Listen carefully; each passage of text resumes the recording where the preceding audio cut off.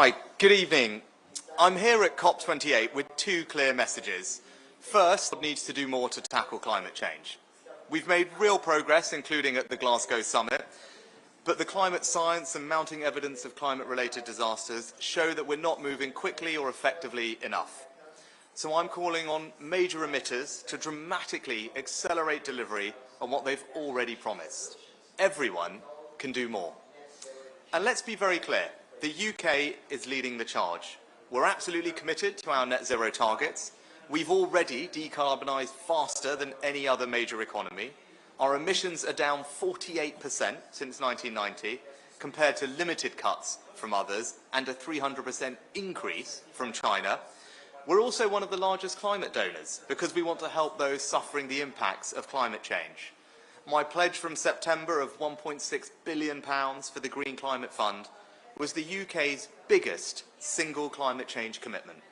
And we're going further, announcing £1.6 billion today for renewable energy, green innovation and forests, delivering on the historic Glasgow deal to end deforestation, because we can't tackle climate change without nature. We're also leveraging the genius of the City of London to deliver billions more in private finance. Again, the UK is leading by example, and we need others to step up. Because my second message is this. As I said in September, we won't tackle climate change unless we take people with us. Climate politics is close to breaking point. The British people care about the environment. They know that the costs of inaction are intolerable, but they also know that we have choices about how we act. So yes, we'll meet our targets, but we'll do it in a more pragmatic way which doesn't burden working people. We've scrapped plans on heat pumps and energy efficiency, which would have cost families thousands of pounds. We'll help people to improve energy efficiency and cut bills, but we won't force them to. We'll support nature across the UK. Just this week, I announced a huge new effort with 34 landscape recovery projects, a new national park and more. And we'll harness the opportunity, technology and green industry to deliver net zero in a way that benefits the British people. And today, I can share more proof on the progress that we're making. I'm pleased to announce a new deal between Madstar and RWE, which includes a commitment to jointly invest up to £11 billion into the UK's new wind farm at Dogger Bank, which will be the biggest in the world. This is a huge boost for UK renewables, creating more jobs, helping to power 3 million homes and increasing our energy security. And by the way, this just comes days after we announced £30 billion of investment at our Global Investment Summit and £21 billion of investment from South Korea. We've quite frankly never seen a week like it. In Dubai today, I've also had conversations with a range of leaders, including Israel, Qatar, Egypt and Jordan, about the situation in Israel and Gaza. Our position is clear and consistent. We've been categorical in our support for Israel's right to self-defense and to go after the acts of the atrocities of 7th of October, while stressing Israel's obligation to act in line with international humanitarian law. I strongly welcome the pause in fighting to get hostages out, and we've been using the opportunity to get more aid into Gaza. The UK has trebled its aid, but still not enough is getting in via Rafah and other crossings. So we are actively exploring other routes, including by sea. The breakdown of the truce today is deeply disappointing, not least because a growing number of hostages were coming home. I pay tribute to the role of Qatar in helping facilitate these efforts, and I hope that the process can be resumed. We want all hostages released, and in this initial phase, all women and children should be freed. I've said before that the number of civilian casualties and the scale of suffering has been far too high. So the return of hostilities is concerning to us all. We're making it clear that Israel must take maximum care to protect civilian life. We're opposed to anything that would involve the mass displacement of people. We need to ensure that there are viable, designated areas where safety can be guaranteed. And we need to ensure that critical infrastructure like water supplies and hospitals are protected. Again, we've been consistent in all of this. So I support the civilian protection plans outlined yesterday by the US Secretary of State. Indeed, this has been a central theme in our discussions with regional leaders here, including Israeli President Herzog. Ultimately, we will redouble our efforts to create a political horizon in which hostages are freed and security, safety and dignity is assured. We will continue to work with our partners to create a lasting peace, beginning with practical steps that address the crisis now. Thank you. Right, if we turn to some questions, can we start with the BBC? Vicky Young, BBC News. Prime Minister, no one is really disputing that the UK has done well up to this point in reducing emissions. But some of your recent announcements suggest that you feel we've done our bit for now and can leave future progress to others. Is that the case? Well, Vicky, thank you for acknowledging that we have done more than others up until now. What I can reassure you is we're going to continue to do more than others going forward too. So every country has something called a nationally determined contribution, an NDC, which sets out their reduction targets through to 2030. These were largely agreed at the COP that we hosted. And what are the UK's? 68%. That's our NDC in terms of our reduction. Now, I could give you a couple of others. The EU's 55%. The US's 40%. And I could go on, but you won't find another major economy that's got a more ambitious reduction target for 2030 than the UK. The other bit of good news that I can give you is that we're on track to deliver all these targets. We already have carbon budgets that we've met, and we're on track to meet the next one as well. And with all the changes that I made earlier, we're still on track to meet all of those emissions targets that I've just set out. So that's my point. We can meet targets that are already more ambitious than anyone else's, but we can do so in a more pragmatic way that saves families £5,000, £10,000, £15,000. Why wouldn't you do that, is my question. And I think that's the right thing to do for Britain. Demonstrate leadership on this issue, not just in the past, but in the future, but do so in a way that saves families up and down our country thousands of pounds. That seems to me to be entirely reasonable, entirely sensible, and the right thing to do for Britain. Next, can we turn to Sky? Thank you, Prime Minister. Can you honestly say, hand on heart, that none of the people you've spoken to today have brought up or raised any concern about the recent changes you made in green policy in the UK? Hand on heart, 100% no. Not a single leader that I've spoken to today has spoken about that. Do you know why? Because most of their targets are less ambitious than the UK's. Just take one example. The phase-out of petrol cars, of ICE vehicles, right? Well, we previously had a date that was 2030. What did I do that was apparently so dramatic? I changed it to 2035. You know why no one's raised it with me? It's because basically every other country in the world is using 2035 as their target. France, Spain, Italy, Germany, Australia, Sweden, multiple states in America, Canada. That's why, because what we're doing is eminently reasonable and we've done more than everyone else. And actually what everyone's spoken to me about today is how the UK is playing a leadership role. They're grateful to us, not just for the leadership that we've shown in reducing emissions, but for the actual practical support we're providing them. The £1.6 billion that I announced today is going to do enormous good in lots of different countries around the world, helping them make that transition, investing in cleaner fuels, in research and development, being innovative with climate finance products that they will need to use, helping to restore their forests. That's what they've all been talking to me about today, and they're actually enormously appreciative of all our efforts and are keen for us to keep doing what we're doing. So that's the tenor of the conversations I've had today, and I can give you that one example on a phase-out date for electric cars. I think that's just how distorted this debate has become. Right? I shift a date to be in line with basically every other country, and it's somehow portrayed as some extreme measure. I think that just tells you that this debate has been polarised by extremes, and that's not healthy or good for the country. Next, GB News. Prime Minister, Christopher Hope from GB News. Of the £1.6 billion announced for climate change finance today, more than £800 million is beyond what you've pledged before. How can you afford this, given the cost of living crisis at home? Wouldn't money be better off spent on people at home, not doing more to virtue signal on a global stage? Well, look, remember, we have a statutory commitment in legislation to spend 0.7% of our GDP on aid. When I was Chancellor, precisely because I thought that it was right that we prioritised the situation at home, given that we've just been through a pandemic at the time, and everyone could see that the damage that had done to our economy, the impact on the tax burden, I thought it was a sensible decision to come off that target. And that's what I did. Again, I got an enormous amount of criticism for that at the time, but I thought that was the right thing to do.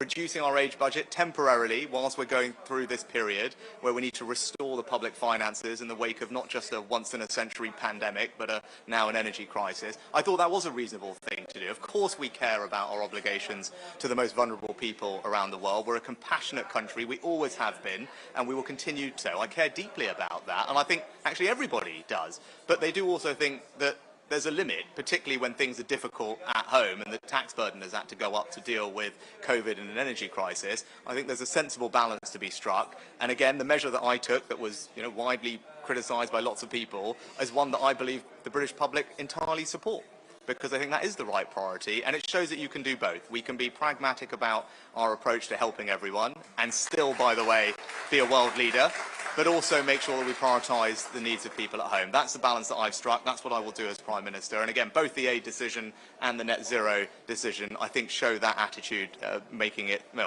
actually people at home. Next, Telegraph.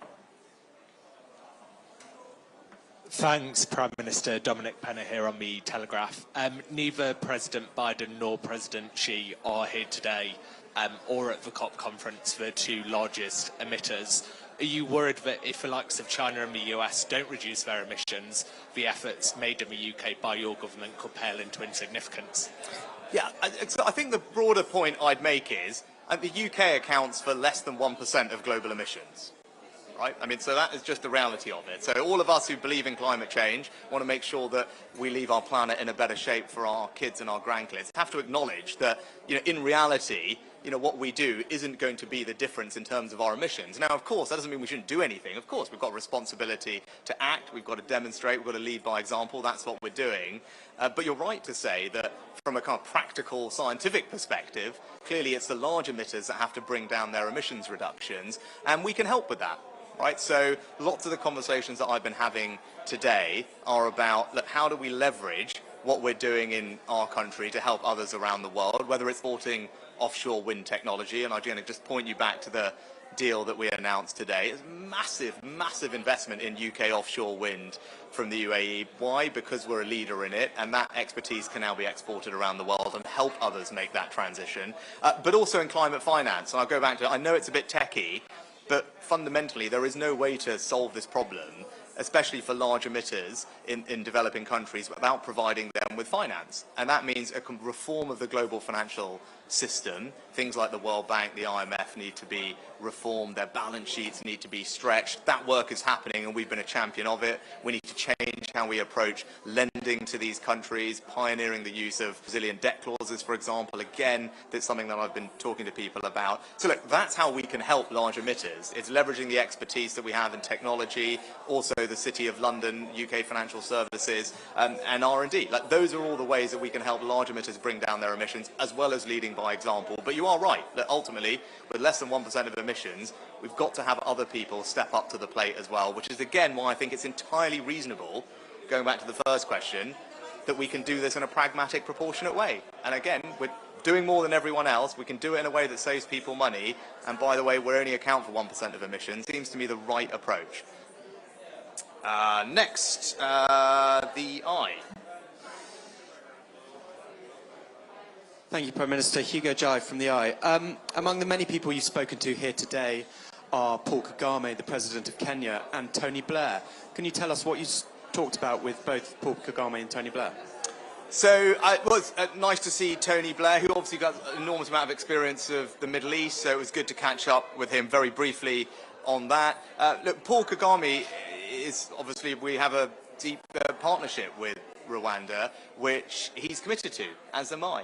And we're both committed to making it work. I was able to catch up with him on what I spoke to you about yesterday, which was that we're finalising the arrangements we have with them. It was good to check in with him on that and reiterate both of our commitment to partnership work. Paul and I, have forged a very strong relationship over this issue. He's keen to work very constructively with us. We're keen to work very constructively with them. This is such a vital issue for the UK, so it's important that we get the details of all of this right. But that's what we're doing. We're in the process of finalising it, and I look forward to bringing these proposals before Parliament and the British public soon. And they will make it crystal clear that Rwanda is a safe country for the purposes of our scheme, and Parliament will have the chance to affirm that, and that will ensure that there should be no more blocks in our domestic courts to operationalising this scheme. But I've also said that I wouldn't have a foreign court stand in the way of us or prevent us from getting a flight off when the time comes, and I'm confident that we now have the proposals in place, and as I said, we're in the process of finalising those. But that's the opportunity of being here, is having a number of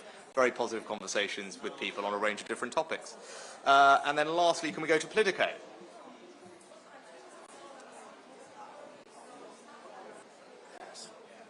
Prime Minister, I hope you can hear me over the background noise. The King has been here for 2 days. Other world leaders are staying into the weekend. You've been here a matter of hours. You're due to leave again imminently. You'll have spent more time on the private plane than on the ground at the summit. Are you really taking COP28 seriously, and what's so pressing that you need to leave so soon? So, again, I wouldn't measure our impact here by hours spent. I would measure it by the actual things that we're doing that are making a difference. And, as I said, the conversations that I've been having with people are incredibly positive. Right, so one of the most productive set of discussions I've had today with Ajay Banga, the President of the World Bank, Kristalina Georgieva, who's President of the IMF, where I participated in a panel discussion with Kristalina, and we were speaking separately, is about this very significant reform of the global financial system architecture that needs to happen. It's about climate resilient clauses being used. It's about reform of IFI, stretching balance sheets, conditional cap raises, and recycling of SDRs. Like, all of that is incredibly impactful to literally hundreds of millions of people around the world, right? Because of those conversations, what will happen as a result of those, and we led those conversations. I started that as Chancellor, and having the opportunity to further those conversations, move the conversation on, will ultimately lead to outcomes which we're starting to see. We just had an announcement today about another country using one of these clauses, and we pioneered the way on recycling SDRs. Now we're talking about deploying that money to help countries around the world in just energy transition partnerships, for example, in Vietnam. That's the impact we're having, right? And it's not measured in how many hours we're here.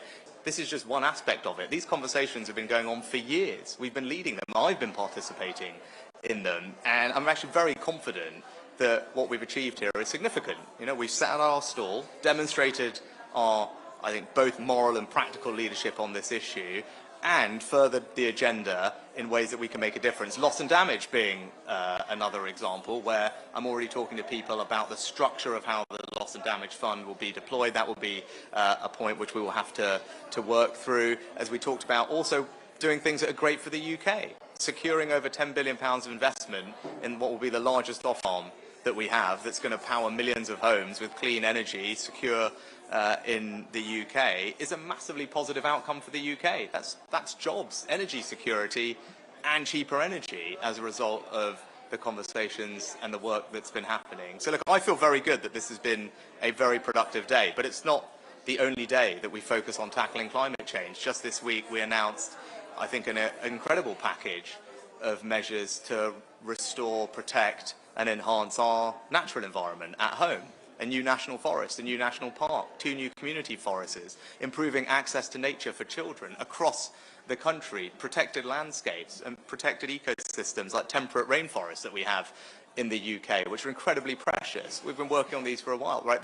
And again, we're doing that internationally here, right? We pioneered the interaction between nature and climate change. What did we announce today? £500 in forestry support to make sure that forest landscapes are sustainable. We protect that biodiversity. Everyone's incredibly excited about it, right? Like, we are leaders in that space, and I've been able to talk to people about what we can do for them, how we're going to partner with them, and that will lead to many more positive things in the future. So look, again, I think it's hugely simplistic to measure the impact of our presence here by the hours we spend. You should be saying to me, you could be here for 3 days, but that would mean nothing if I hadn't come home with £10 billion of investment in an offshore wind farm, creating jobs and providing clean energy, or if I haven't been able to announce more money for climate finance in ways that other countries like, and that's going to make a difference to them, or progress conversations on reforming the global financial system, which is ultimately going to benefit dozens of countries and hundreds of millions of people. That's a record that everyone should be incredibly proud of, right? I mean, there's nothing to belittle here. Everyone should stand tall when it comes to the UK and climate change. We are more than doing our bit. We are leading the conversation. And the other thing that I have achieved in my time here, which we haven't spoken about obviously a lot in the Q&A, is a very substantive set of discussions on the Middle East. Right? The situation is, of course, incredibly concerning. What we're seeing and the suffering we've seen is something that will make all of us, I think, be sad and upset about things, and we all want to find a way to alleviate the suffering, which is why the breakdown of the temporary humanitarian pause has been disappointing. And I had very productive conversations with the leaders of, as I said, Israel, Jordan, Egypt and Qatar, talking about how we can get more aid in, how can we restart the hostage process, what's the future that we can bring to the people of Gaza so that they can live with dignity and security. Those are all incredibly important conversations which have all happened today. And again, they're very grateful for the role that the UK is playing in that situation. We've been one of the leaders in providing aid into the region, not just money, but practical support on the ground, because a lot of this is logistical challenges. That's what I've been talking to people about today. How do we alleviate the logistical challenges, which mean that not enough aid is currently getting in? I talked about whether we can find alternative routes, maybe by sea, where we can play a role. So there's, again, a whole host of things that we've made progress on today that I think will, again, make a difference. And my conversations I've had with everyone, all I've heard is appreciation for what the UK is doing and an acknowledgement that on all these issues we're leading the global conversation. So I think it's been a very productive day's work, but I've got to get back and focus on other things too, and I'll get back to work and do that tomorrow. Thank you very much. Nice to see you.